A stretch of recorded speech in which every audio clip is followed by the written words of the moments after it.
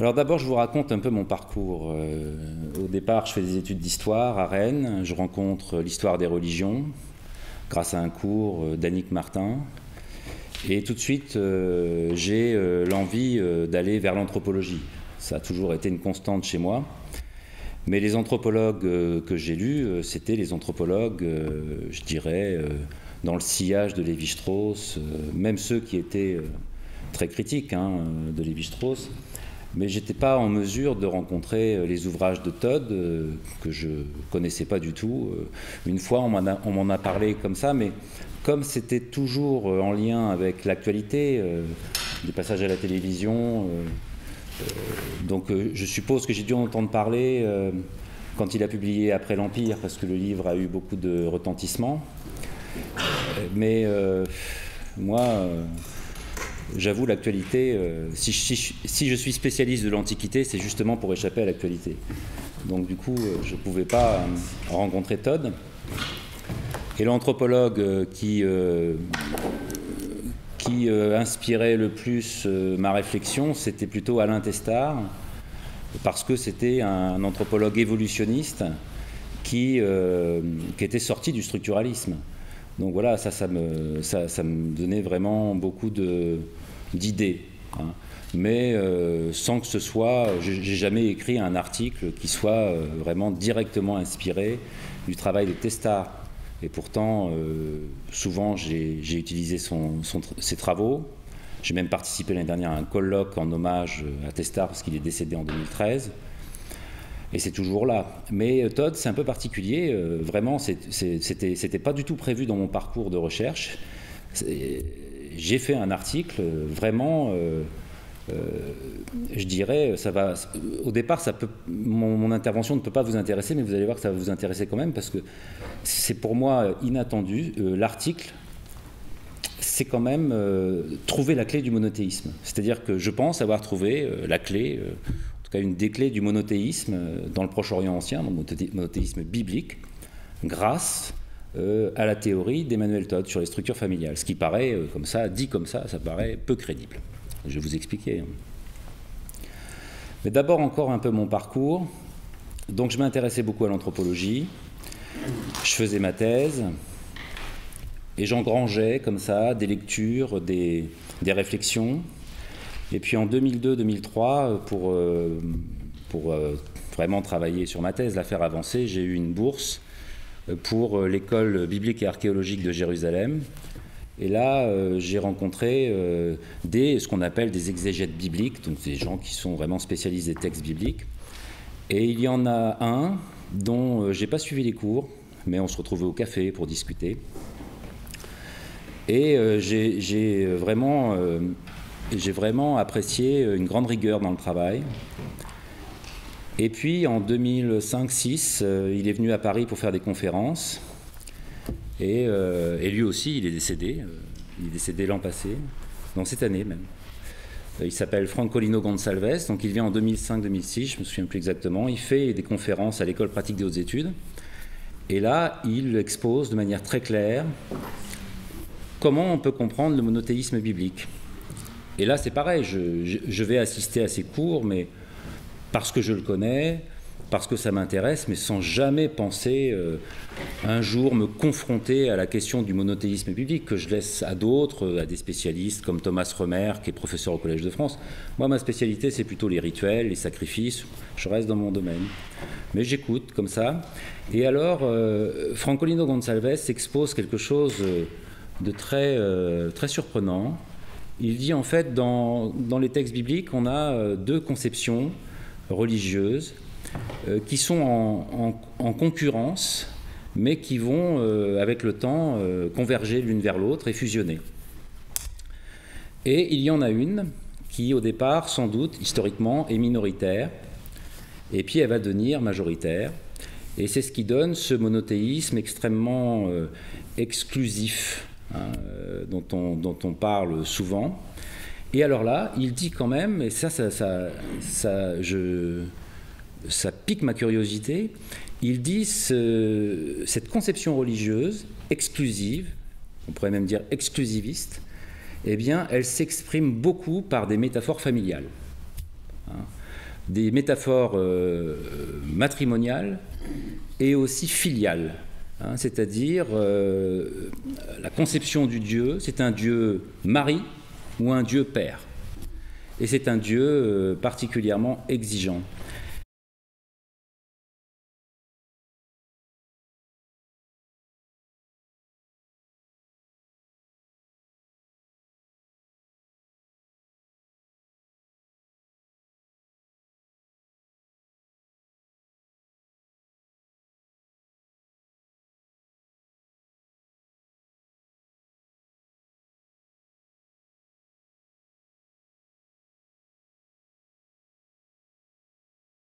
Et je me souviens, quand j'ai écouté ces conférences, ça m'a vraiment éclairé. Je voyais comment, effectivement, les conceptions s'articulaient l'une par rapport à l'autre dans les textes. Mais je restais avec une question, c'est-à-dire d'où vient cette conception familiale. Là, je n'avais pas de réponse. Et Francolino Gonçalves, pas anthropologue pour dessous, n'avait pas l'intention d'aller plus loin. Vraiment, voilà, il avait réussi à faire une brillante synthèse qu'on trouve d'ailleurs sur Internet très facilement. Comme Francolino était quelqu'un qui était très, très humble, il n'a pas pensé à faire un livre de ça. Il a eu beaucoup de publications en portugais, donc on ne les lit pas facilement. Donc en français, on trouve juste le résumé de ses conférences. Donc ça s'appelle « Deux conceptions du yavisme », je crois, de la concurrence à la convergence. Et en fait, moi, ce que j'ai fait, c'est essayer de pousser un peu plus loin son hypothèse, et je ne pouvais le faire qu'avec la théorie d'Emmanuel Todd. Donc voilà pour le cadre général. Maintenant, j'ai passé à des choses plus concrètes. Donc en 2015, il publie Qui est Charlie, Emmanuel Todd. Hein. C'est ça, c'est en 2015, c'était il y a 2 ans, 2 ans et demi. Et moi, là, évidemment, là, j'ai rencontré Todd en tant qu'auteur et j'ai, dès que je l'ai vu dans la vitrine d'une librairie, je l'ai acheté tout de suite. J'ai acheté l'origine des systèmes familiaux parce que j'ai toujours gardé cette idée de lire de l'anthropologie de manière à me faire réfléchir autrement. Je suis historien des religions, je suis devenu bibliste d'une certaine manière. Et je me démarque largement de mes collègues parce que les historiens des religions pensent faire de l'anthropologie, mais en général, ils ressassent à n'en plus finir les Lévi-Strauss, sans l'avoir vraiment lu, sont vraiment... Et puis les biblistes, alors eux, l'anthropologie, non, ça les historiens du Proche-Orient ancien, que je connais bien, c'est pareil, l'anthropologie, ça ne leur parle pas beaucoup. Donc je vois ce livre, et évidemment, je l'achète, d'autant plus que j'avais quand même quelques réminiscences... de l'université à Rennes, j'avais entendu parler des familles nucléaires, familles souches, bon, pas famille communautaire, mais famille nucléaire, famille souche, je me souviens. Et donc je retrouve ça dans ce livre et ça me parle tout de suite. Et j'avoue que ça fait partie des livres qui sont vraiment très très importants dans ma bibliothèque personnelle, que je regarde souvent, que je n'ai pas fini de travailler avec ce livre. Hein. Évidemment, je pense que c'est un très grand livre d'anthropologie. Alors, le problème est que comme Emmanuel Todd n'est pas un anthropologue orthodoxe, il n'est pas lu par les anthropologues du laboratoire d'anthropologie sociale à Paris. Et j'ai remarqué une chose qui est assez étonnante, c'est que les frontières entre les disciplines, c'est vraiment quelque chose de terrible pour les sciences. C'est que les anthropologues analyse à n'en plus finir la parenté, mais jamais la famille. Jamais la famille. La famille, c'est les historiens. Donc Todd vient de l'histoire. Et même, puisqu'Alain Testard, à un moment donné, dans une conférence, disait comme ça, qu'est-ce qu'on fait, nous, en Europe? On étudie notre préhistoire, et on étudie, et on fait l'ethnologie des autres.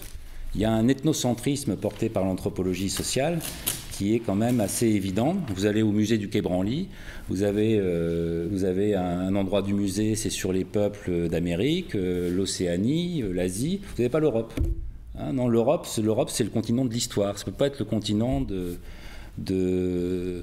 des cultures. Hein, c'est quand même étonnant ça. Donc les anthropologues, ils ne traitent pas de la famille et forcément, ils ne mettent pas le nez dans un livre comme L'origine des systèmes familiaux. Alors moi je sais que Alain Testard l'avait acheté et que peut-être il l'a noté ce livre, mais comme il est mort depuis, je n'ai pas pu savoir ce qu'il en pensait de ce livre. Hein. Ce qui est sûr, c'est que ça l'a forcément beaucoup déstabilisé, parce que lui, dans son grand livre de 2012, Avant l'histoire, où il traite de l'évolution des sociétés, il n'envisage absolument pas ce type d'évolution par la famille. Hein, c'est quelque chose, en bon anthropologue, il n'a jamais vraiment abordé cette question-là. Surtout, j'aurais aimé évidemment en parler avec lui, c'est qu'il y a une chose qu'Alain Testard n'a pas faite et que Emmanuel Todd fait, c'est qu'Alain Testard veut remettre de l'évolutionnisme dans l'anthropologie, mais il n'a pas du tout remis en selle le principe conservateur des zones périphériques. Hein, ce qui aurait pu l'aider pour comprendre certaines cartes, notamment des cartes sur les prestations matrimoniales, qu'il a fait avec Valérie Lécrivain, où on voit là que les systèmes de mariage les plus archaïques sont, comme par hasard, chez les aborigènes d'Australie, enfin en tout cas dans des zones périphériques. Alors qu'on a le prix de la fiancée et la dot dans des zones plutôt centrales. Donc ça confirmerait. Donc j'avais lu ce livre, L'origine des systèmes familiaux. Mais voilà, c'est toujours pareil, c'est-à-dire que c'est pour ma propre curiosité intellectuelle. J'ai aucune idée, je sais pas, ça me paraît tellement loin de ce que je fais que l'idée de m'en servir ne m'effleure même pas. Hein. Voilà, je garde ça comme ça, je me dis tiens, voilà, ça c'est très intéressant. Et puis donc en 2015, pareil, qui est Charlie. Et je vois Emmanuel Todd dans la tourmente médiatique. Et je ne sais pas pourquoi, je me dis, tiens, j'avais l'idée depuis longtemps, mais là, ça y est, je le fais. Je me dis, je vais lui envoyer un mail pour lui dire, non pas quelque chose sur qui est Charlie, mais pour lui dire que j'aime énormément l'origine des systèmes familiaux et pour lui parler d'Alain Testard. Donc un truc qui n'a rien à voir avec le contexte dans lequel il était à ce moment-là. Et je lui envoie ce mail en me disant qu'il ne me répondra sûrement pas. Hein.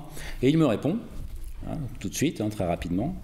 Je dois dire, mais je pense qu'on le sait tous ou presque ici, rencontrer quelqu'un qui est un chercheur, un chercheur atypique, mais quelqu'un qui est un chercheur, qui est reçu sur tous les plateaux de télé, qui est quand même connu, et qu'il soit aussi accessible, c'est extrêmement rare.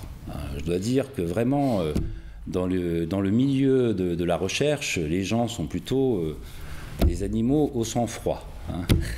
Ce n'est pas le cas d'Emmanuel Todd, qui est très spontané, direct, et il me propose tout de suite d'aller boire un verre ensemble. Et du coup, on se rencontre. Je me souviens, c'était à Paris, dans le 5e arrondissement.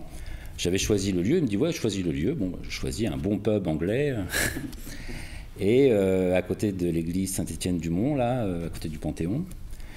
Et on discute, voilà.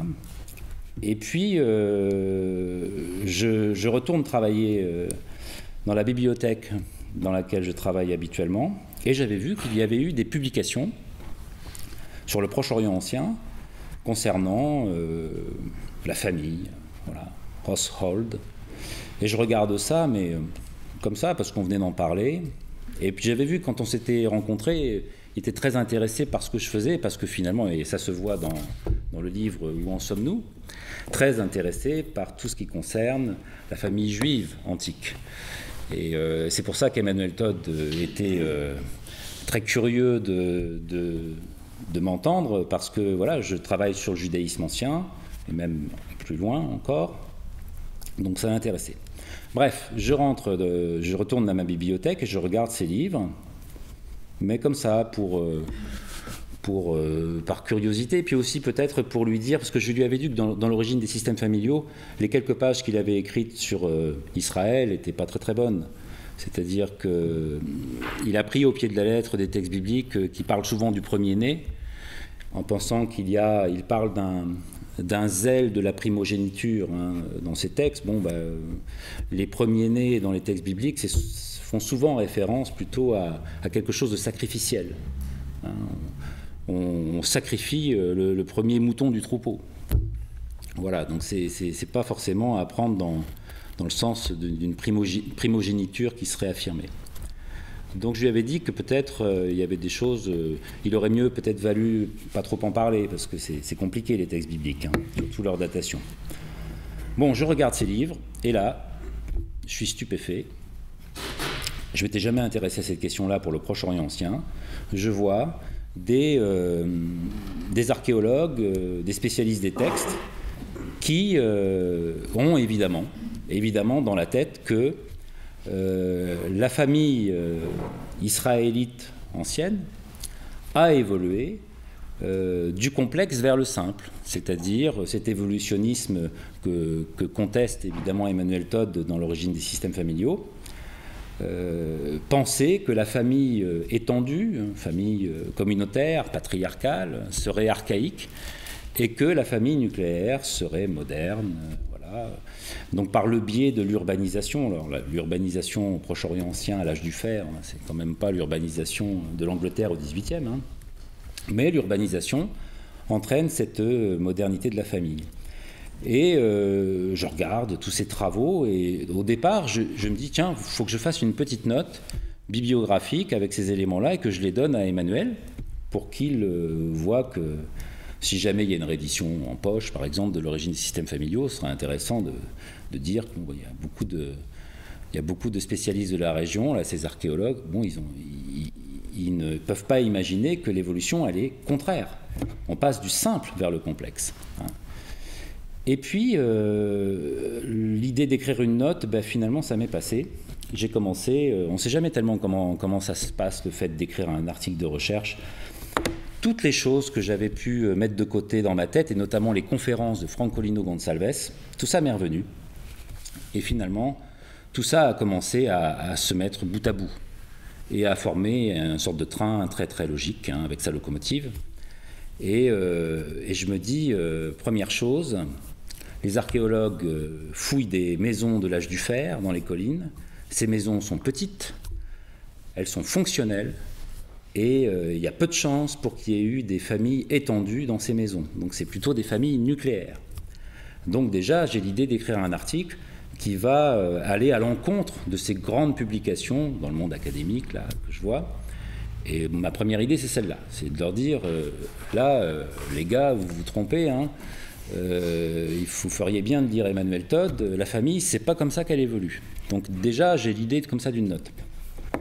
Mais il y a un moment donné, je ne sais plus à quel moment ça se passe, je retrouve cette idée de Francolino Gonçalves sur une sorte de conception religieuse, familiale. Et là, je me dis, mais oui, on ne peut expliquer ça que par Emmanuel Todd.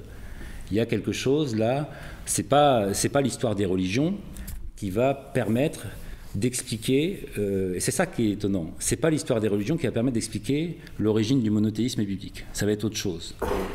Et c'est cette chose absolument inattendue qui est le livre et la théorie d'Emmanuel Todd. Alors je vais développer ça, mais je fais juste une petite pause là-dessus. J'ai jamais pensé écrire un article pareil, et je vais développer, j'ai l'idée évidemment d'écrire un livre, et je me dis, quand j'étais étudiant, quand j'ai commencé à faire de la recherche, j'avais toujours l'idée de, bon, lis le plus que tu peux, même si c'est pas dans ton domaine, même si c'est pas ta discipline, et même si ça ne sert à rien. Et j'ai bien fait, parce qu'en fait, des fois, des choses qui au premier abord semblent totalement étrangères à ce qu'on fait, ça peut revenir comme un boomerang. Et en fait, si j'avais pas eu cet esprit un peu dilettante, d'aller chercher des choses qui au départ me concernent pas, j'aurais jamais eu l'idée de penser cette conception religieuse familiale. Et je pense que c'est un des gros défauts des chercheurs, quelles que soient les disciplines, mais en tout cas moi ceux que je connais dans ma discipline, c'est qu'ils ont quand même ils ont des œillères, ils sont quand même pas très ouverts sur Alors justement, petite parenthèse, avant même que l'article soit publié, je l'avais écrit, hein, mais je le retravaillais encore, j'ai fait un exposé dans mon laboratoire. Le laboratoire des mondes sémitiques est un laboratoire du CNRS, et Emmanuel Todd est venu. Hein, alors je vais vous raconter ça, c'est un petit peu drôle. J'avais pas prévenu, hein, parce que comme j'étais pas sûr qu'il puisse venir, il revenait du Japon, hein, mais très sympa, là aussi, l'accessibilité quand même, la spontanéité, vraiment très très sympa. Il vient, mais comme on le voit des fois sur YouTube, hein, comme il accepte de donner des conférences gratuites dans des trous perdus en Bretagne, aucun souci. Il n'y en a pas beaucoup, hein, des gens comme ça. Et il vient, et j'avais pas prévenu mes collègues, mais bon voilà, ils sont un peu sous le coup, et puis il s'exprime. Bon, il s'exprime à sa manière. Là, pour le coup, il y avait un académicien, anciennement directeur du labo, qui est académicien à l'Académie des inscriptions et belles-lettres. À un moment donné, Emmanuel a dit quelque chose qui me fait énormément rire. Mais pour un académicien, c'était dur à entendre à l'oreille. Hein. C'était du style oh ouais, t'inquiète pas, je vais lui régler son compte, hein, intellectuellement, hein, évidemment. Bref, cet exposé se passe, et là, je vois quelques-uns de mes collègues qui, excusez-nous, mais là, on ne peut pas rester parce qu'on a un cours de hourite. Alors, le hourite, c'est une langue très compliquée du Proche-Orient ancien.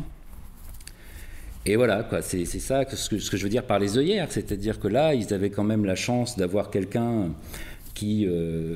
en plus, tout ce qui concerne l'anthropologie de la famille, pour les spécialistes du Proche-Orient ancien, c'est pas du tout quelque chose qui est travaillé. Donc c'était une occasion pour eux, je sais pas, de s'intéresser, de poser des questions. Ça donne des idées. Non, il y avait le cours de hourite. Il y a quelque chose qui est la philologie d'abord. C'est toujours ça. Hein. Les idées, bon, on verra après. Bon, je reprends un peu ma démonstration.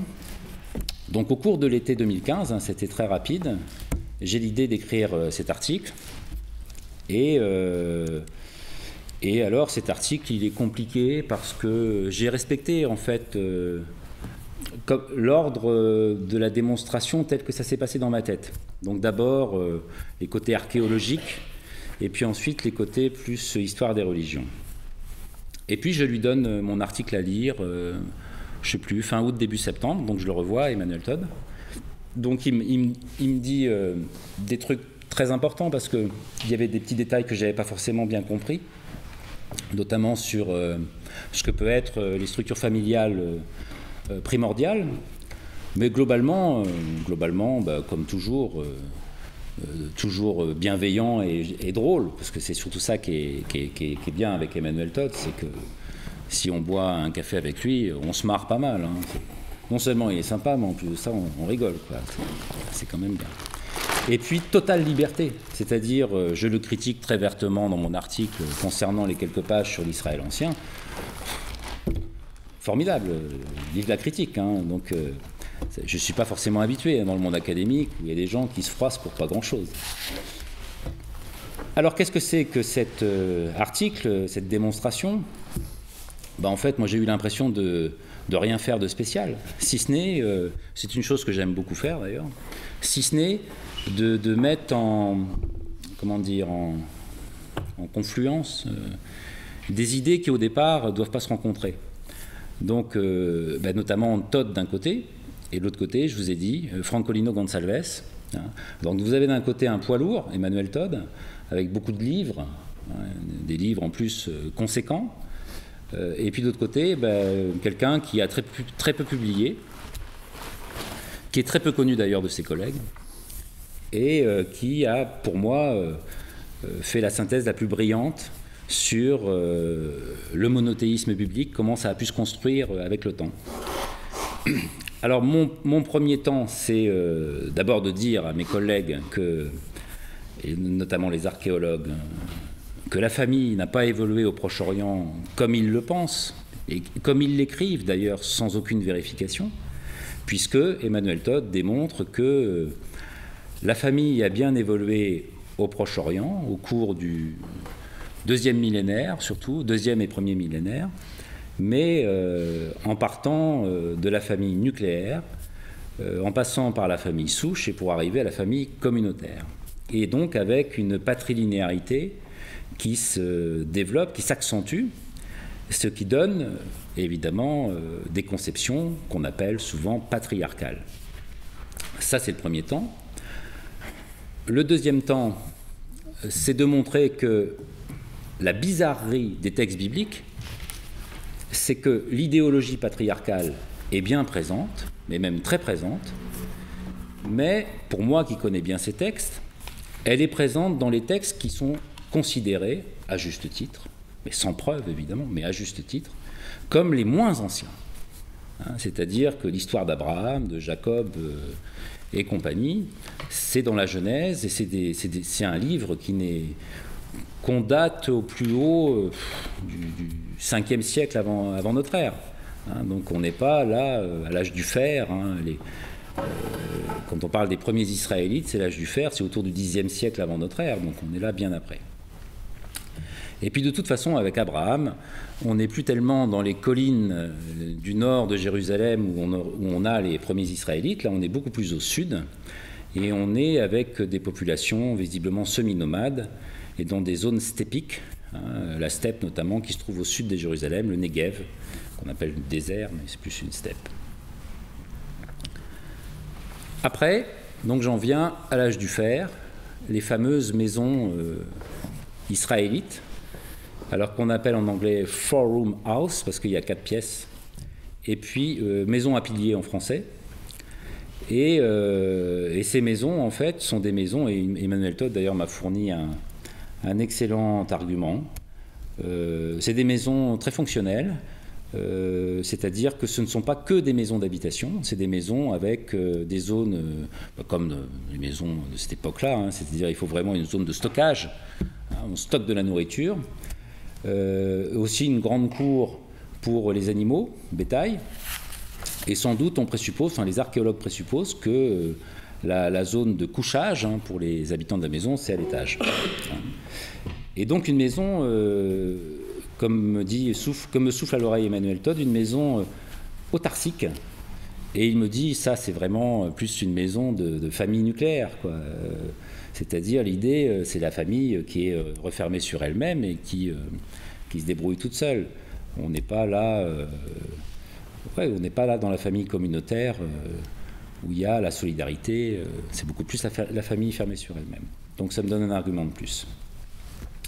Et puis après, j'en viens à je quitte peu à peu, évidemment, la théorie d'Emmanuel Todd, j'en viens à moi, ce qui finit par m'intéresser, qui au départ ne m'intéressait pas, la question du monothéisme biblique, et donc à Francolino Gonçalves, cette hypothèse, c'est les textes qui nous parlent comme ça d'aspects familiaux, et donc je m'interroge sur le Dieu biblique.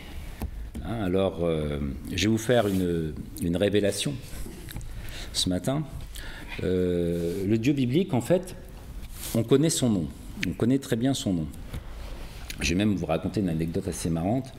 Une fois, des témoins de Jéhovah viennent sonner à notre porte et ils avaient trouvé une bonne accroche, c'est « Connaissez-vous le nom de Dieu ?» Évidemment, pour les témoins de Jéhovah, c'est facile parce qu'ils pensent que nous, on pense « Dieu, c'est Dieu, qu'est-ce que vous voulez chercher d'autre ?» Et donc, eux, ils veulent nous révéler « Non, mais Dieu, il s'appelle Jéhovah. » Et alors, le problème, c'est que ça n'a pas marché leur truc, parce que quand ils m'ont dit « Connaissez-vous le nom de Dieu ?» Moi, j'ai dit « Oui, je connais le nom de Dieu. » Et le nom de Dieu, en fait, c'est simple. Alors, ce qui est marrant, c'est qu'aujourd'hui, beaucoup de spécialistes connaissent le nom de Dieu. Quelqu'un comme Thomas Remer, qui est professeur au Collège de France, connaît le nom de Dieu. Dans son livre « L'invention de Dieu », qui est un livre assez récent, il explique bien, d'ailleurs, c'est pour moi qui ai trouvé ça, il explique bien comment on sait le nom de Dieu. Mais alors, les biblistes, ils me font marrer parce qu'ils continuent à utiliser un nom qui est juste une convention. Vous le connaissez sans doute, c'est Yahvé. Yahvé. Yahvé, c'est pas le nom de Dieu. C'est juste une convention de chercheurs, mais en hébreu ancien, Yahvé, ça n'existe pas. Alors, pour connaître le nom de Dieu, c'est très très simple. Il est très présent dans l'onomastique, c'est-à-dire dans les noms des personnages qui sont présents dans la Bible, voire même de personnages qui ont donné leur nom à des livres bibliques. Je vous prends Jérémie, par exemple, le livre de Jérémie. En hébreu, c'est Yirmeyahu. Et en fait, Yahou, c'est le théophore, c'est-à-dire c'est le nom du Dieu qui est attaché à la première partie. Mais on l'a même à notre époque. Vous connaissez tous le premier ministre israélien, Benjamin Netanyahou. Eh ben, Netanyahou, c'est Yahou et Netan. Yahou a donné. Yahou a donné ce Premier ministre-là. Pas terrible.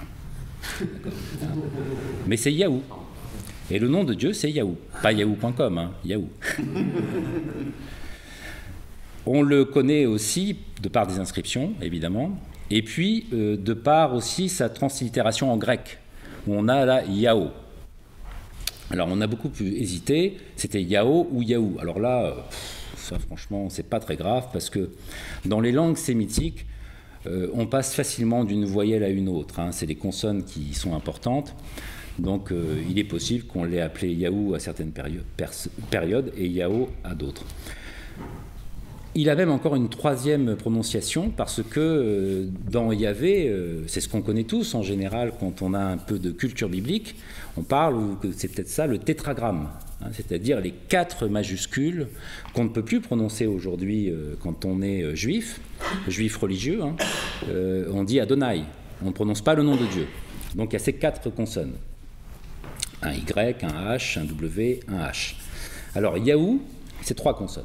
Alors comment expliquer la 4e? Donc c'est pour ça qu'on en est venu à Yahvé, mais alors comment expliquer la 4e? C'est beaucoup plus simple, hein. En général, le H final, il signale une consonne qui est le A. Donc Yahou, son nom le plus complet, c'est sans doute Yahwa. Yahwa, voilà. Et c'est plus joli que Yahvé d'ailleurs, hein. Donc voilà pour ce Dieu. Alors ce Dieu, là je vais vous raconter l'histoire de ce Dieu, qui est quand même assez étonnante. C'est assez nouveau, hein, ce que je vous dis là. Ça a été un peu publié, mais je dirais, encore hier, j'étais dans une journée d'études avec des collègues sur le Proche-Orient ancien, et j'avais un collègue qui parle toujours de Yahvé, mais qui cherche toujours à comprendre les différentes figures de Yahou dans les textes. Je pense vraiment, alors là, c'est pas qu'Emmanuel Todd qui m'a mis sur le chemin, hein, c'est autre chose, mais je pense avoir, j'ai pas fini encore de tirer toute la ficelle, mais je pense avoir trouvé des choses vraiment intéressantes, qui sont éclairantes même. Je dirais pas que c'est de la recherche, comment dire, un peu comme on fait Eureka. C'est plus quand on est devant un paysage très brumeux, et puis peu à peu ça commence à se dissiper. Alors ce Dieu Yahou, on le connaît quand même de mieux en mieux, notamment j'ai évoqué tout à l'heure le livre de Thomas Römer, L'invention de Dieu. On sait que ce Dieu, il n'est pas un Dieu israélite à l'origine, c'est un Dieu qui vient d'ailleurs, c'est un Dieu, Thomas Römer le dit, hein, c'est un Dieu qu'on appelle maintenant de plus en plus, dans le monde des chercheurs, de plus en plus régulièrement, on l'appelle un Dieu édomite. Hein, et les Édomites, c'était une population qui vivait dans des zones désertiques, on va dire au sud-est de Jérusalem, entre le nord du Sinaï et puis la mer Morte, à peu près. Et donc ce Dieu, un Dieu de l'orage, et il vit sur une montagne, hein. Et il est un petit peu le rival, et en même temps il lui ressemble, d'un autre Dieu de l'orage qui est aussi sur une montagne, mais qui se trouve beaucoup plus au nord, qui est le Dieu qu'on connaît souvent sous le nom de Baal, mais Baal veut dire simplement Seigneur, c'était le Dieu Hadou ou Hadad, hein. Et c'est un Dieu, Baal, là, c'est un Dieu des villes, c'est le Dieu d'Ougarit, qui est une cité syrienne qui a été détruite au XIIIe siècle avant notre ère, et c'est un Dieu qui est très présent, Baal, sur la côte phénicienne, chez les Israélites anciens, il est très présent, hein. Dieu de l'orage, donc de la pluie, Dieu de l'agriculture, hein, et un Dieu, je dirais, classique pour le Proche-Orient ancien, ce qui n'est pas le cas de Yahou. Yahou n'est pas un Dieu classique. C'est un Dieu de l'orage aussi, mais ce n'est pas un Dieu de l'agriculture, hein. C'est plus un Dieu des déserts, et ce Dieu, il est arrivé dans les collines d'Israël, à l'âge du fer, on ne peut pas le dater, ça, hein, on ne sait pas très bien, 12e siècle avant notre ère, 11e, 10e, on ne sait pas, hein. Il s'est installé là, alors pas tout seul, hein, bien sûr, c'est des personnes, hein, qui l'amènent, et il a fait son trou, il a fait son chemin. Le problème est qu'il est resté un Dieu exogène, un Dieu comment dire, comme un immigré qui a du mal à s'intégrer. Parce que son bagage culturel est très très différent de ce qu'il y a dans cette région-là. Et les textes bibliques, finalement, c'est ce qu'ils reflètent, c'est-à-dire une sorte de conflit permanent entre des rois israélites qui, oh là là, ces pauvres rois israélites, qu'est-ce qu'ils sont nuls, il faut toujours qu'ils retournent au polythéisme. Hein. Et puis, ils ne sont pas capables de s'en tenir là à la croyance et au culte pour ce Dieu uniquement. Bon, en fait, on le sait bien maintenant aujourd'hui, la normalité à l'époque, c'était d'être polythéiste. Le truc qui était vraiment surprenant, c'était justement une sorte de divinité là, qui exige par ses prophètes un culte exclusif. Ça, c'était quand même bizarre. Hein. La plupart des gens de la région, non, il y avait un dieu, il y avait une déesse. Ce dieu s'inscrivait dans un panthéon. Donc Baal est le fils de El. Hein, et il a évidemment une parèdre, donc une femme, qui peut être Ashéra, une autre déesse. Or là, ce Yahou, même si on a une inscription garitique qui nous dit que peut-être c'est un des fils de El, bah lui, il ne revendique pas véritablement d'être dans un panthéon, même pas du tout, même si des fois il dirige une assemblée de dieux, mais on ne sait pas très bien ce que c'est. Et surtout, il n'a pas de femme. Et c'est ça que Francolino Gonçalves a bien souligné. Dans des textes, c'est le livre d'Osée, qui est un des plus anciens livres de la Bible, 8e siècle, pas tout, hein, il y a des scribes qui sont intervenus quand même, mais... Eh bien, la femme de Yahou, c'est son peuple. Ça, franchement, en histoire des religions, moi, j'ai jamais vu quelque chose comme ça. C'est-à-dire qu'on est tellement habitué alors pour ceux qui ont une culture religieuse, hein, mais disons quand même, on sait ce que c'est que la Bible, grosso modo, les discours généraux. Donc on ne se pose plus la question. On se dit, bon, bah voilà, c'est comme ça. Il a une relation particulière avec son peuple. Hein. Bon, on trouve ça normal, mais c'est juste parce qu'on est habitué à l'idée. En histoire des religions, c'est vraiment le truc improbable. Les Grecs n'ont pas connu ça, même les Assyriens avec leur dieu Achour, et pourtant Dieu sait s'ils ont une relation très forte avec leur dieu, c'est pas la métaphore familiale. Hein. Le peuple d'Achour n'est ni sa femme, ni son fils. Alors en plus de ça, dans les textes bibliques, la femme, elle est infidèle. Donc régulièrement, elle est traitée de prostituée. Hein, donc on a là un Dieu qui est plus qu'exigeant, jaloux, qui impose une relation conjugale qu'aucune femme et qu'aucun homme aussi n'aimerait vivre. Hein, c'est quand même très très dur. Donc voilà, ce Dieu arrive de l'extérieur. Et c'est là que je me pose les questions. Je me dis d'où ça peut venir. Et là, je reviens évidemment à l'origine des systèmes familiaux d'Emmanuel Todd. C'est-à-dire que forcément, il faut expliquer ces aspects familiaux, il faut expliquer ces spécificités du dieu Yahou. Et forcément, il doit venir d'une culture, alors ces Édomites, qu'on connaît très mal, parce qu'ils ont laissé très peu d'écrits, même s'il y a beaucoup d'archéologie aujourd'hui. Forcément, je me dis, ces Édomites, ils ont des structures familiales différentes des Israélites. Hein. Forcément, cette conception religieuse, elle s'inscrit dans une anthropologie familiale. Ça ne peut pas être autrement. Ça ne peut pas venir comme ça. Là. Le fait que ce Dieu soit, enfin la représentation, la conception de ce Dieu soit si exigeante, c'est trop bizarre pour que ce soit simplement le fruit du hasard. Il y a évidemment une explication qui n'est pas facile à trouver. Et cette explication, elle ne peut être qu'anthropologique. Hein, elle ne va pas être théologique, évidemment. Hein. C'est des hommes qui font tout ça, qui fabriquent tout ça. Donc, j'en reviens à l'origine des systèmes familiaux. Et là, je me dis, ben voilà, si je regarde bien le Proche-Orient ancien, c'est quand même, on a le croissant fertile. Donc l'invention de l'agriculture, de l'écriture, de l'État, la ville, etc. On a les Sumériens. On a une culture très avancée, polythéiste évidemment. Mais il y a aussi ce dont Emmanuel Todd, ce qu'il mentionne dans son livre, il y a aussi une population très importante dès le 3e millénaire, 2e millénaire, qu'on a beaucoup de peine à comprendre, parce qu'il ne laisse pas de documentation, pas beaucoup. Il y a les Amorites. Et les Amorites, c'est des semi-nomades. Hein, et ils jouent un rôle très important dès le 3e millénaire, fin 3e millénaire. Et début 2e millénaire, le fameux roi de Babylone, Hammurabi, est un Amorite. Hier, je posais la question à un de mes collègues spécialistes des Assyriens. Alors je lui dis, alors les Assyriens, ils sont quoi au départ? Et là, point d'interrogation, quoi. Alors, il m'a dit quelque chose comme, on ne sait pas très bien, la période paléo-assyrienne, mais il m'a parlé comme ça il y a l'époque amorite, et ça c'est le grand flou. Or, ces Amorites, ce qu'on sait, c'est que c'est des semi-nomades, ils sont organisés socialement et politiquement sur des bases tribales, de parenté, et moi, mon hypothèse, je dirais c'est même pas une hypothèse, mon idée comme ça, c'est que visiblement, leurs structures familiales ne sont pas les mêmes que les structures familiales, par exemple, des Israélites de l'âge du fer, qui sont des agriculteurs sédentaires, qui vivent dans des petites maisons autarciques, et qui sont visiblement, eux, dans des structures familiales simples, familles nucléaires.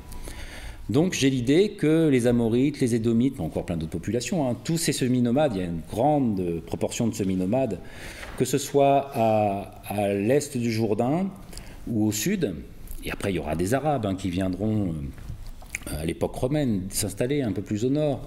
Donc là on a des populations qui peuvent avoir des structures familiales un peu différentes.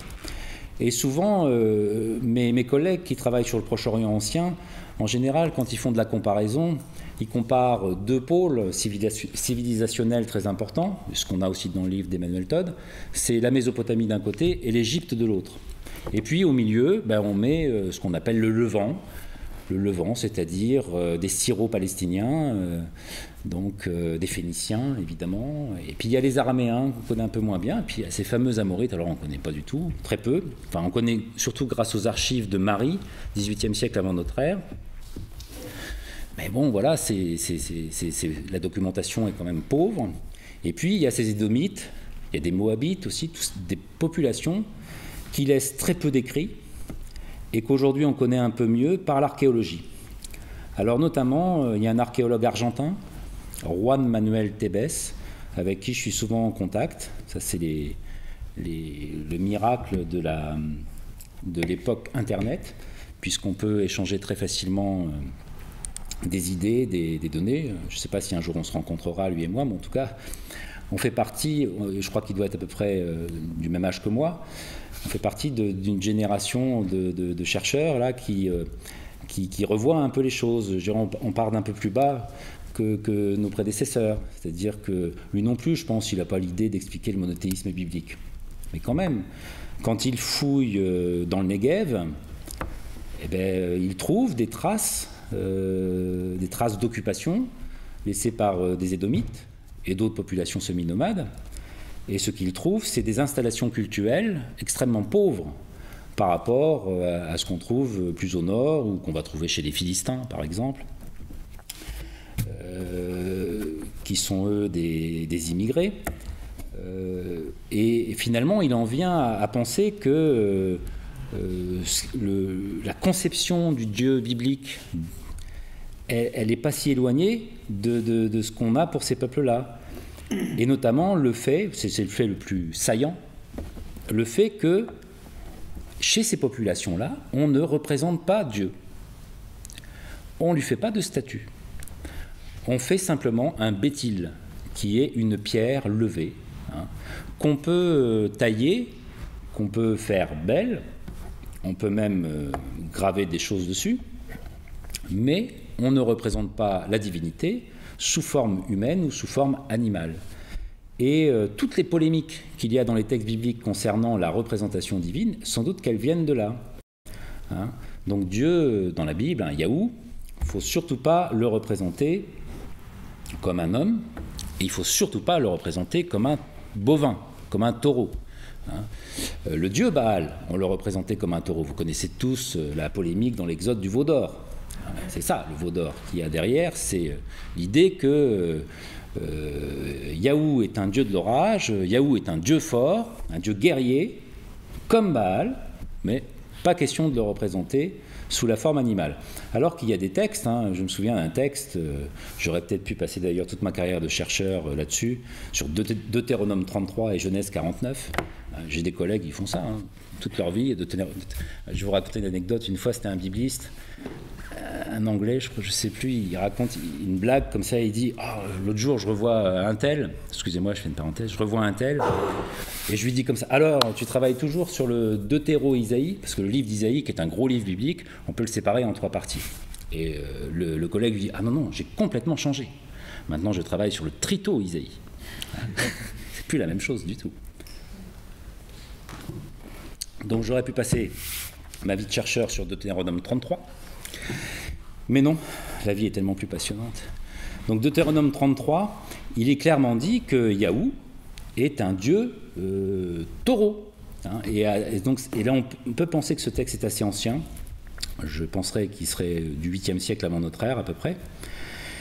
Et on pouvait encore à cette époque-là dire oui, c'est un dieu taureau, on peut le représenter comme ça, mais à un moment donné, quand on rédige par exemple l'histoire du veau d'or, là on est beaucoup plus tard, il n'est plus question du tout de le représenter sous forme zoomorphe.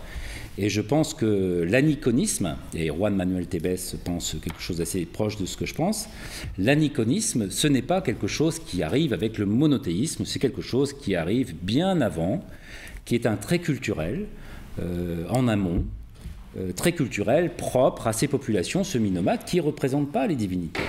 Les Nabatéens, par exemple, de Petra, ils ne représentent pas non plus leur grand dieu, à un moment donné, c'est Douchara, ils ne représentent pas ce dieu. Hein, juste une pierre dressée. Voilà, peut-être pas content. Hein, donc j'ai l'impression, puisque c'est Dieu qui, peut-être, les moyens de communication de Dieu sont peut-être à revoir, hein, mais j'ai l'impression quelque part que de le démasquer, ce Dieu. Alors je vais vous dire comment j'ai cette impression de le démasquer. Donc il vient d'ailleurs, porté par des populations qui ont d'autres structures familiales. Donc ça expliquerait pourquoi ce Dieu est si différent des autres. Pourquoi est-ce que, finissant par s'imposer, il impose un monothéisme exclusif. Le monothéisme, en histoire des religions, ce n'est pas qu'une idée biblique. Les Grecs aussi l'ont, l'idée du monothéisme. Platon, il a l'idée du monothéisme. Les zoroastriens sont pas moins monothéistes, c'est pas parce qu'il y a Ahura Mazda tout seul et puis des démons en bas, comme Ahriman. Très bien, on appelle ça dualisme, mais c'est tout autant un monothéisme. Hein. Rappelons que quand même le catholicisme, pendant très longtemps, a beaucoup développé la figure du diable. Hein. Donc l'idée qu'il y ait un principe unique créateur à l'origine, c'est pas une idée uniquement biblique. Alors évidemment, les monothéismes grecs, ou ce qui a pu se développer dans l'Antiquité tardive, ça n'a pas survécu parce que le christianisme s'est imposé. Et donc du coup, le monothéisme qui s'est imposé, c'est le monothéisme biblique. Et on sait très bien que le monothéisme musulman est un monothéisme aussi inspiré du monothéisme biblique, puisque Mahomet, en Arabie, côtoie quand même énormément de chrétiens, et puis aussi beaucoup de tribus juives, mais ce n'est pas des tribus... c'est beaucoup de tribus arabes qui s'étaient converties au judaïsme. La péninsule arabique, au moment où Mahomet a la révélation, c'est une péninsule qui est gagnée par des idées religieuses nouvelles et fortes, et qui s'imprègnent bien d'ailleurs dans cet endroit-là. Donc ces idées-là deviennent, se diffusent, prennent de l'ampleur. Mais en tout cas, l'idée simple qu'on pourrait avoir, c'est-à-dire que le monothéisme devait advenir, devait arriver, oui, peut-être que ça devait arriver. On voit bien les écoles philosophiques grecques qui sont travaillées par des questions comme ça. Mais il ne devait pas nécessairement arriver sous cette forme-là. Cette forme exclusive, elle est, je dirais, une sorte d'accident d'histoire.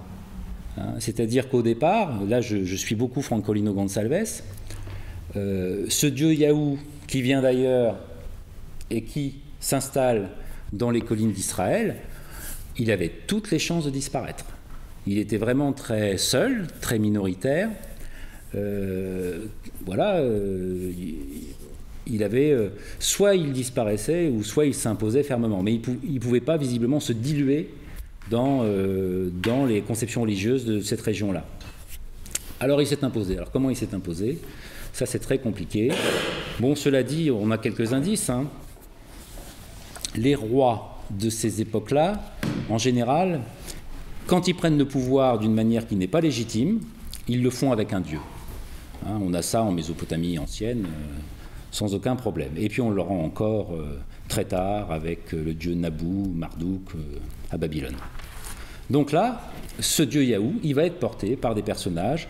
Il y en a plusieurs, hein, probablement, mais il y en a un qui est du 9e siècle avant notre ère. C'est un roi israélite. Il s'appelle comment? Il s'appelle Yahou. Hein, c'est celui qu'on appelle dans la Bible Jéhu, J-E-H-U. Mais en fait, en hébreu, c'est plutôt Yéhou. Et sur une inscription mésopotamienne, puisque ce roi israélite, à un moment donné, a été soumis et est obligé de porter tribut au roi, je ne sais plus lequel d'ailleurs, assyrien, roi assyrien. Donc là, on a une inscription, il s'appelle Yahwa en fait, hein, ce roi. Donc il porte même le nom de son dieu. Et le texte biblique nous raconte que il prend le pouvoir d'une manière extrêmement violente.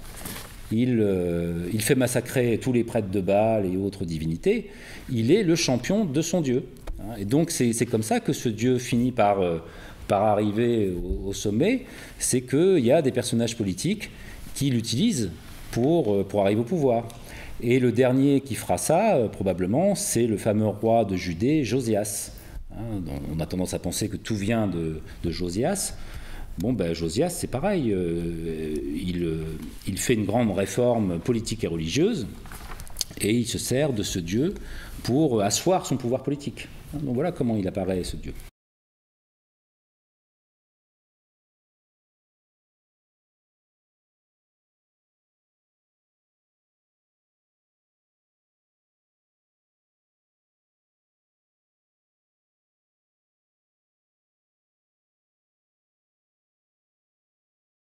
Après, il y a la fin du royaume d'Israël, parce que ça c'est une des choses aussi que souvent on ignore, c'est que l'Israël ancien, ce n'est pas Jérusalem. L'Israël ancien, c'est au nord, c'est la Samarie. Hein. Et en fait, la royauté établie à Jérusalem va récupérer l'héritage d'Israël. Et c'est la royauté de Jérusalem, c'est le royaume de Juda, c'est la Judée. Et ils vont, eux, se dire Israël, c'est nous. Mais historiquement, Israël, c'est au nord. Alors il y a un très bon livre là-dessus de Israël Finkelstein, l'archéologue et historien israélien, qui s'appelle Le royaume biblique oublié. C'est un livre de 2011, je crois. Et donc le royaume biblique oublié, c'est quoi? C'est le royaume d'Israël. Historiquement, Israël, c'est Samarie, au nord. Donc ce royaume disparaît en 720, écrasé par les Assyriens. Et là, on peut penser, Finkelstein fait la démonstration d'un point de vue archéologique, beaucoup d'Israélites, évidemment, fuient la guerre, comme c'est toujours le cas, et ils vont se réfugier un peu au sud, ils vont en Judée. Et c'est comme ça que la soudure se fait encore plus forte.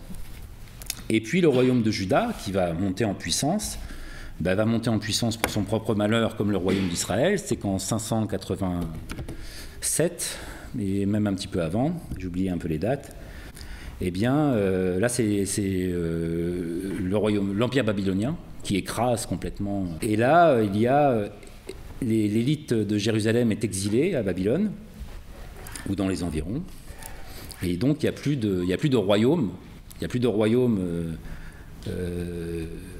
en Israël, Judée. Il y aura de nouveau un royaume seulement au IIe siècle avant notre ère, avec les Maccabées, le royaume des Maccabées, en 160 et quelques, je ne sais plus non plus. Il y a un vide politique.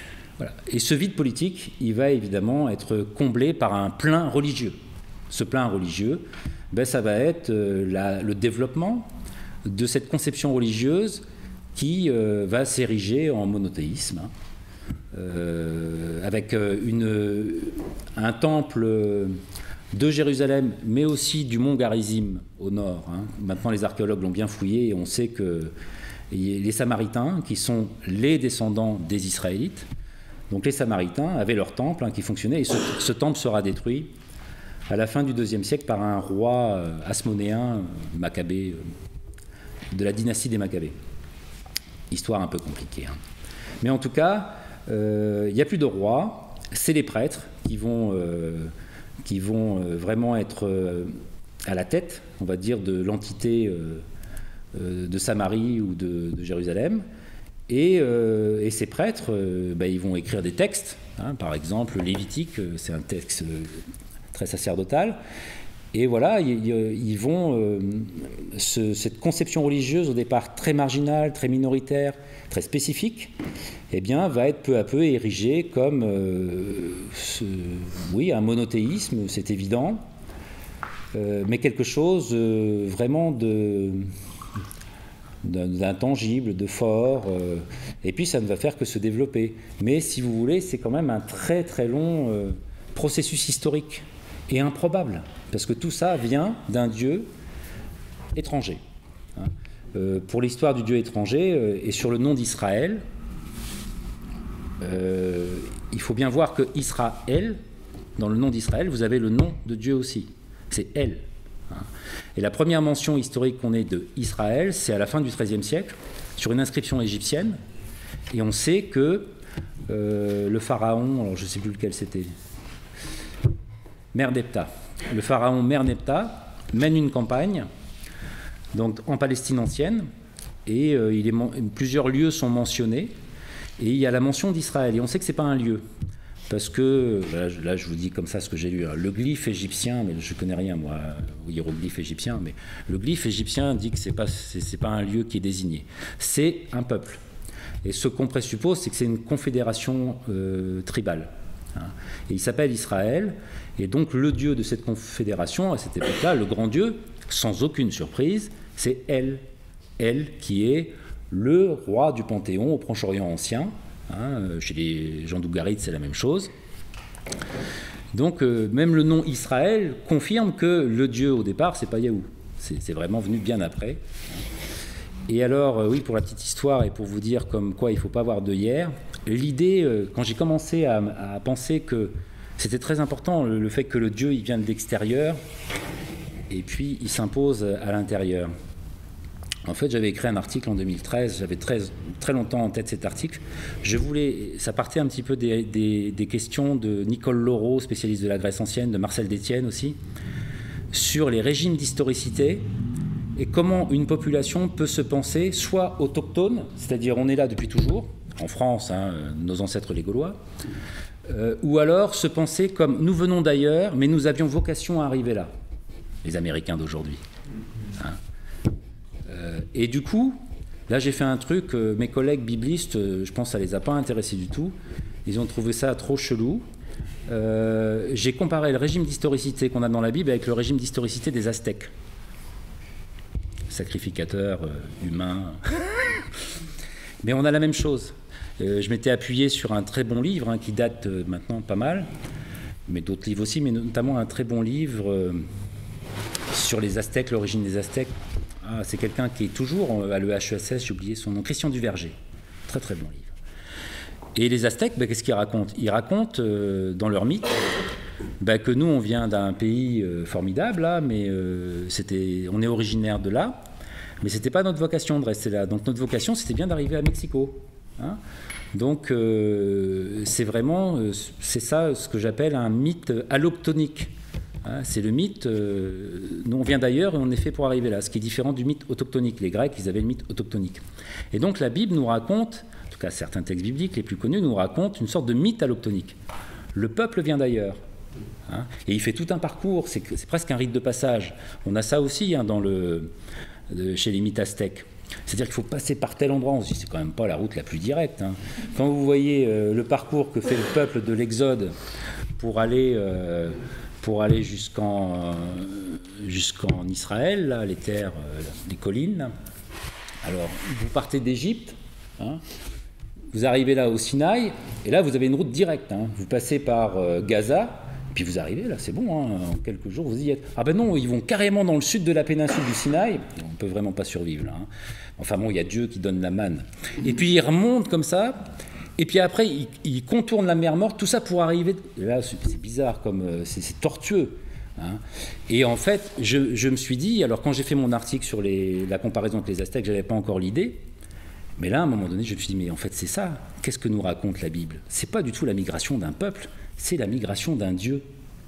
Pourquoi est-ce que le peuple fait tous des tours? Parce qu'il faut aller le chercher sur sa montagne. Et toute l'histoire, c'est ça. C'est une sorte d'arnaque, en fait. Hein? La Bible nous raconte une histoire qui est fausse. Hein? Qu'est-ce qu'il est important de raconter, mais sans le dire vraiment? C'est qu'en fait, Dieu n'est pas tout à fait légitime sur ce territoire-là. Il vient d'ailleurs. Et pour le rendre plus légitime, eh bien, en fait, on raconte la migration d'un peuple. Et c'est ça qui est... Et du coup, Dieu, il a ce rôle de... Moi, je vais vous emmener jusqu'à votre terre promise. Mais en fait, c'est le contraire qui s'est passé historiquement. C'est une population très réduite, hein, qui a emmené un Dieu sur une terre qui n'était pas la sienne. Donc c'est vraiment l'inverse. Alors comment il est arrivé? Alors j'ai un petit indice, hein. Il est arrivé dans une boîte, hein, dans un coffre. Oui, c'est bizarre, hein. Vous avez tous entendu parler de l'arche de Dieu, hein, dans les textes bibliques. Donc on a ce qui est raconté dans l'Exode, tout ça. Bon, ben ça c'est des écrits assez tardifs. Et on a un même mot en hébreu, hein, qu'on traduit par arche, mais c'est pas tout à fait une bonne traduction. Le mot en hébreu c'est Aaron, et qu'on devrait traduire plutôt par coffre. Hein. Et donc, pourquoi on traduit par arche? C'est un passage par le grec, je crois, mais c'est aussi par rapport au texte de l'Exode, ça fait plus sens. C'est-à-dire qu'on imagine quelque chose d'assez grandiose. On va imaginer une petite boîte, un truc grandiose. Sauf que il y a au moins un principe qui marche très souvent avec les textes bibliques. Ce que vous avez au début, c'est en général le moins ancien. Donc le texte le plus ancien de la Bible, il ne faut pas le chercher au début. Hein. Je vous le dis aussi, le texte le plus ancien de la Bible, probablement, c'est Juge 5, le chant de Déborah. Là, on a... il n'est même pas question d'Exode ni quoi que ce soit. Hein. C'est vraiment un texte très archaïque.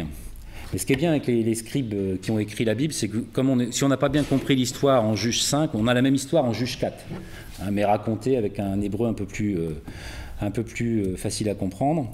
Et puis c'est pas poétique, c'est narratif. Là, alors ça va, on comprend. Mais il y a beaucoup de redites. C'est-à-dire que c'est une chose qui me fascine chez les scribes qui ont écrit ces textes-là, mais tous les scribes à l'époque travaillaient comme ça. C'est que ce qui nous apparaît comme des répétitions, des redondances, pour eux, c'est simplement des compléments. Hein, donc il vaut mieux plus de textes que pas assez. C'est pour ça qu'on a souvent 2 fois la même histoire. Voilà. Et donc, dans le livre de Samuel, on a une histoire que, là, pour le coup, qui a été, là, les scribes, ils y sont allés. Hein, ils ont réécrit l'histoire des tas de fois, donc il faut se baser sur des petits indices. Mais là, on voit bien que, on sait que Yahou, il était dans une boîte. Hein, ça, on sait bien, c'est une sorte de coffre. Donc, il n'est pas représenté il n'est pas présent par une statue. Hein. L'histoire qu'on nous raconte, c'est qu'à un moment donné, il faut l'emmener sur le champ de bataille pour combattre les Philistins, et manque de bol, ça marche pas. Hein. Donc, mais plus tard, ça marchera, quelques chapitres plus loin, ils vont gagner la bataille contre les Philistins parce qu'ils ont le coffre de Yahou avec eux. Et où est-ce qu'il était? Eh bien, dans un site qu'on appelle, qui est aujourd'hui un village israélien moderne, mais qui est un site très ancien, qui est le site de Shiloh, ou Silo, hein. Khirbet Seloun, le site archéologique. Et alors, Finkelstein a fait des publications sur ce site. C'est un site très étrange parce qu'on sait qu'il a été détruit au XIe siècle avant notre ère. Il n'a pas été habité pendant longtemps. Mais ce que Finkelstein dit, c'est que ce site ne ressemble pas aux autres sites. C'est-à-dire que ce n'est pas une ville classique. On ne sait pas trop ce que c'est. Lui, il a proposé l'idée d'un endroit où une sorte de caravansérail, donc les gens se retrouvent, font du commerce, mais il n'est pas impossible aussi que ce soit là un site entre guillemets, hein, de pèlerinage, hein, et de pèlerinage pour ce Dieu-là, puisque le livre de Samuel nous raconte bien qu'un certain Elkana vient régulièrement là faire des vœux à ce site-là. Donc, visiblement, il est arrivé... moi, c'est vraiment très, très fragile, hein, mais je pense que le lieu d'ancrage de ce dieu Yahou, ça a été ce site-là, précisément. Et de ce site-là, ça s'est diffusé ailleurs. Il n'est pas venu tout seul. Qui l'a amené ici? Alors des Édomites, oui, je ne sais pas si on peut parler d'Édomites à cette période-là, c'est trop haut. Mais le livre d'Amos, qui est un livre du 8e siècle aussi, alors même si les scribes ont ajouté des choses, parle de la montée d'un clan, avec Yahou. Hein. Donc on peut penser qu'il y a des gens qui ont migré, qui ont fait une petite migration hein, du sud vers le nord, ils sont installés là, et ils ne sont pas venus tout seuls, ils sont venus avec leur Dieu. Hein, voilà. Et le livre d'Osée, dont j'ai déjà parlé, lui aussi, il évoque comme ça, pour lui c'est des lointains souvenirs, hein, donc il ne sait même pas trop, hein, mais dans un temps ancien, un prophète a mené une famille, je ne sais plus quel terme il utilise, mais c'est un prophète qui n'a pas de nom, hein, c'est pas Moïse. Hein, c'est pas Moïse. Moïse, ça viendra plus tard. Donc on peut penser qu'il y a un noyau historique à cette histoire, mais ce que nous raconte la Bible n'est plus de l'ordre de l'histoire, c'est un mythe véritable. Comment expliquer la présence, comment légitimer la présence de ce Dieu. Voilà, vous avez à peu près toute l'histoire. Alors je reviens un peu à Emmanuel Todd. Quand j'ai terminé mon article terminé, ça ne l'a pas du tout intéressé. Mais pas du tout. Parce que le monothéisme, je crois qu'il s'en fout complètement. C'est pas du tout dans... Bon, il n'est même pas trop... Oh, il m'a dit oui, oh, c'est pas mal cette idée-là de... Ah oui, il vient d'ailleurs, ok. Mais bon, lui, son centre d'intérêt principal, vous le savez, c'est confirmé dans le livre, c'est la famille juive antique. Et donc, ce qui l'a beaucoup intéressé dans mon article, parce que c'est ça qui est rigolo dans cette histoire-là, c'est que je me suis servi de lui et il s'est servi de moi aussi. C'est bien, mais ça, c'est une bonne relation, ça va dans les deux sens. Donc là, dans le livre, il cite mon article en disant que voilà, c'est bien, mais sauf que lui, il a envie de dire autre chose. Et son autre chose, eh bien, je ne suis pas d'accord avec lui. Et Emmanuel, comme on le connaît tous, j'ai dit, oh super, t'es pas d'accord avec moi, c'est super. Hein, il est tout à fait... c'est vraiment agréable, ça. Lui, quand je lui ai dit, ben voilà, la famille israélite ancienne, vu la taille des maisons, c'est plutôt nucléaire. Lui, il a dit, super, super. Donc tout ce que j'avais pu élaborer sur la famille souche... pour la famille juive ancienne, bon, bah, je suis prêt à abandonner ça. Il m'a même dit, j'ai toujours eu un doute par rapport à ça.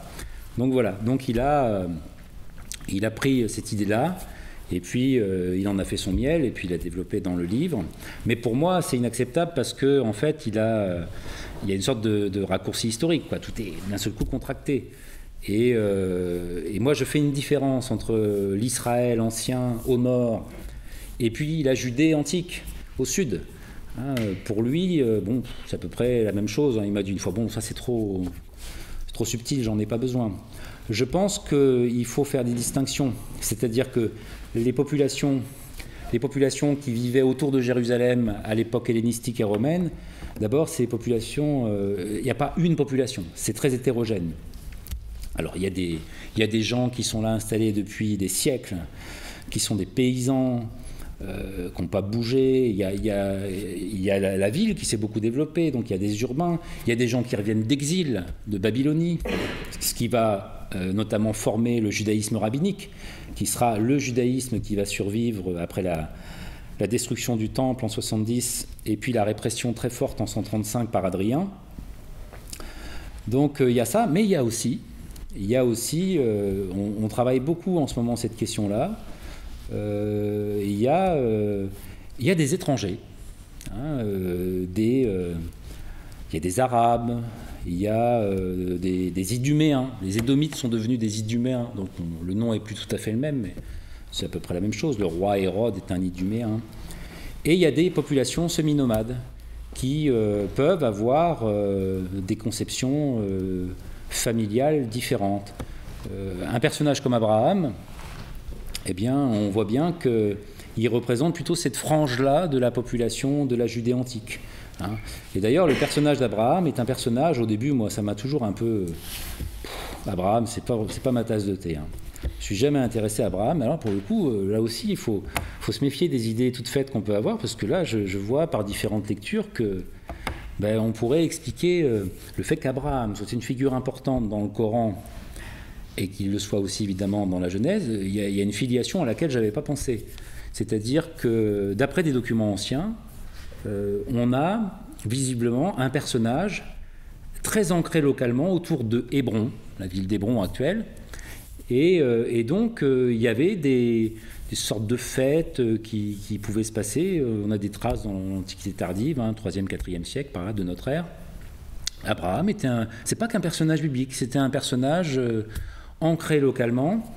Donc il y a des traditions autour d'Abraham, et finalement, si Abraham est si important dans la tradition musulmane, c'est pas forcément un truc textuel, c'est peut-être aussi des traditions populaires, reprises telles quelles. Et donc, voilà, c'est Abraham, d'une certaine manière, c'est un personnage dans la culture arabe, puisqu'il y avait des Arabes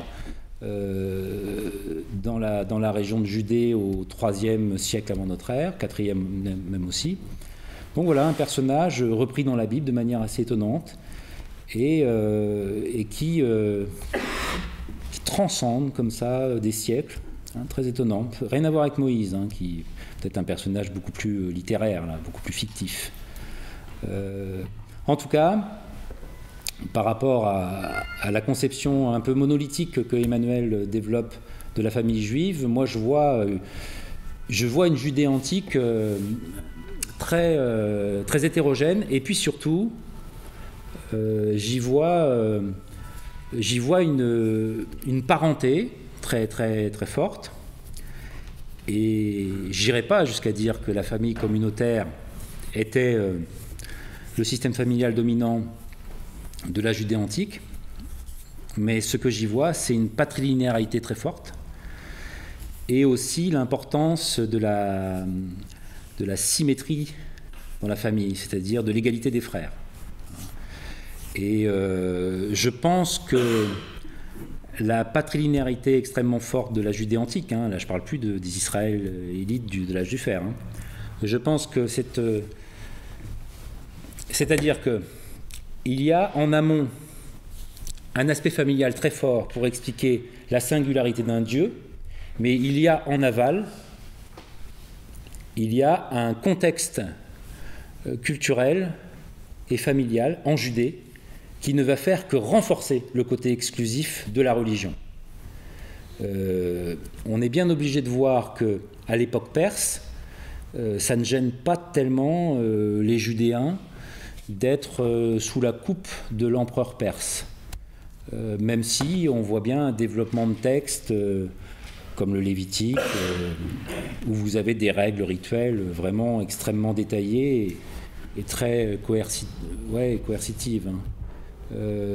Mais quand arrive la domination grecque, alors pas tellement quand elle vient d'Alexandrie avec les Lagides, mais quand elle vient du nord avec les Séleucides, là il y a un choc culturel qui se passe. Alors évidemment, très compliqué, il y a beaucoup d'éléments là-dedans, mais une des choses qu'on n'a jamais prises en considération, c'est peut-être que ce choc culturel était aussi un choc familial. Moi, ce que je vois dans les textes, c'est qu'il y a une famille de prêtres qui se révolte, et c'est un père avec tous ses fils. Et c'est eux qui vont être les Maccabées. La révolte des Maccabées, c'est eux. Donc au début du IIe siècle, et il va y avoir une dynastie qui va s'établir, et ils vont être dans un premier temps rois de frère en frère. Mais on a surtout, au 1er siècle, de nouveau les révoltes contre Rome. Alors évidemment, la présence romaine, elle est dure, et le pouvoir romain crucifie énormément tous les révoltés. Mais il n'empêche que beaucoup de provinces soumises, en général, après une révolte, ils s'arrêtent un peu, parce que c'est tellement brutal la répression romaine qu'on n'a pas envie d'y goûter à nouveau. Or là, on a quand même 3 révoltes juives en moins d'un siècle, 66-70. On a, alors pas en Judée, là, c'est plutôt les Juifs qui ont émigré en Égypte, ailleurs, en Babylonie aussi.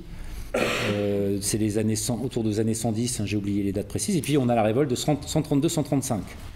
Et moi, je pense que ces révoltes-là, alors Emmanuel évoque un tout petit peu, mais il n'est pas du tout convaincu par ces idées, je pense que ces révoltes-là, elles s'appuient sur des structures familiales très prononcée, très forte, vraiment patrilinéarité très accentuée, pour employer le vocabulaire d'Emmanuel, je dirais de niveau 2. Voilà. Et puis, famille étendue, oui. On a quelques exemples, hein. La famille Goliath notamment, non pas le Goliath de David et Goliath, mais une famille Goliath à Jéricho, je crois, où on a l'inscription funéraire, où on a le père, la mère et tous les fils enterrés au même endroit. Et les filles, elles se sont mariées ailleurs. Donc on a quelque chose qui ressemble quand même à la famille communautaire, là dans le tombeau. Donc je crois qu'il y a eu ça, c'est-à-dire que la patrilinéarité était très très forte.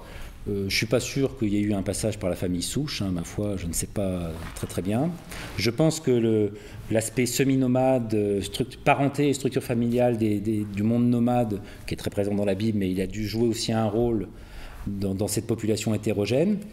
Et puis, à la fin des révoltes, on a quand même cette surprise, c'est-à-dire le judaïsme rabbinique qui va sauver tout ça, parce que sans le judaïsme rabbinique, sans les rabbins, qui sont au départ des pharisiens, donc une école un peu, ou une secte un petit peu du judaïsme, le judaïsme, il allait disparaître avec le temple, plus rien n'allait rester.